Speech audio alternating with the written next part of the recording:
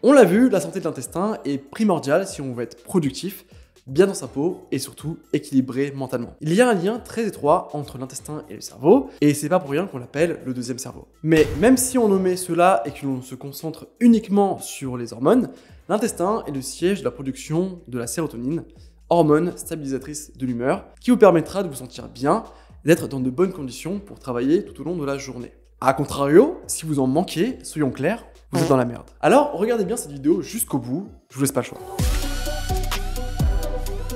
Dans cette vidéo, je vais vous présenter 3 plantes que je recommande très souvent lors de mes consultations, car elles conviennent à la plupart des gens et elles sont très efficaces pour réparer la muqueuse intestinale. Et plus globalement, améliorer l'état de vos intestins ainsi que leur fonctionnement. Après, bien évidemment, si vous avez un doute, demandez à votre médecin. Par ailleurs, je vous invite à creuser les effets des plantes dont je vais parler ici. Je ne pourrai pas tout aborder parce que la vidéo deviendrait trop longue et je veux préserver votre temps d'attention de poisson rouge. Plante numéro 1, le psyllium blond. Le psyllium blond, ou ispagoule pour les intimes, c'est globalement des fibres de très bonne qualité. Le psyllium est une graine utilisée depuis de nombreuses années dans la médecine ayurvédique comme un laxatif doux, mais aussi en tant que remède pour tous les autres troubles digestifs, gaz, ballonnement ou encore diarrhée. Ce qu'on appelle psyllium blond, c'est le tégument, à savoir l'enveloppe qui entoure la graine. Le psyllium est très riche en fibres et en mucilage qui vont permettre de réparer la muqueuse intestinale ainsi qu'avoir un effet positif sur le microbiote si jamais l'un ou l'autre avait été endommagé. Pourquoi je vous en parle?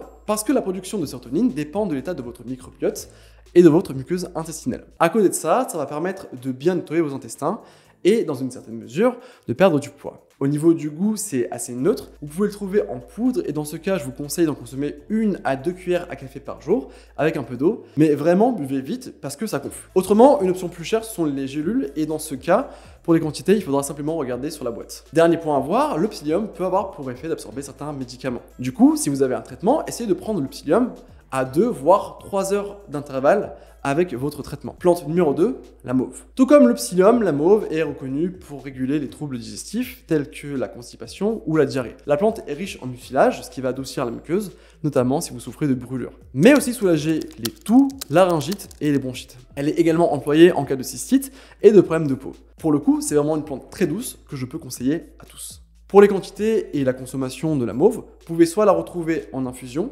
à raison de 1,5 à 2 grammes de plantes sèches par tasse d'eau et on peut en boire 2 à 3 tasses par jour. Il suffit de laisser infuser 10 minutes ou bien en teinture mère, la teinture mère étant un concentré de la plante en gouttes, mais dans le cas de la mauve, je préfère la consommer en infusion pour pouvoir profiter pleinement des mucilages. Concernant les quantités, vous les trouverez sur la boîte parce que chaque marque possède ses propres dosages. Cependant, les teintures mères contiennent souvent de l'alcool, mais il est possible d'en trouver sans. La troisième plante, c'est le romarin. Très honnêtement, le romarin, c'est de la bombe.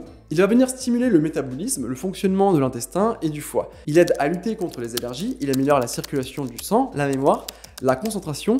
Il va même vous aider à vous relaxer. Vraiment, il fait plein de choses, que ce soit pour l'état de votre intestin, votre humeur, vos niveaux d'énergie, votre concentration ou encore votre stress. Pour le consommer en infusion, faites infuser votre romarin frais ou séché pendant 10 minutes. Mettez-y 1 à 2 grammes par tasse et buvez-en maximum 2 à 3 fois par jour. Il existe aussi sous d'autres formes, mais la plus simple et la plus effective reste pour moi la teinture mère. Encore une fois, pour la posologie, elle dépendra de la marque de votre teinture mère. Voilà, c'est tout pour cette fois. Si vous avez appris des choses, n'hésitez pas à vous abonner et à partager la vidéo. Lâchez un petit like aussi, c'est gratos. C'était Dan pour Dan Sam. Ciao!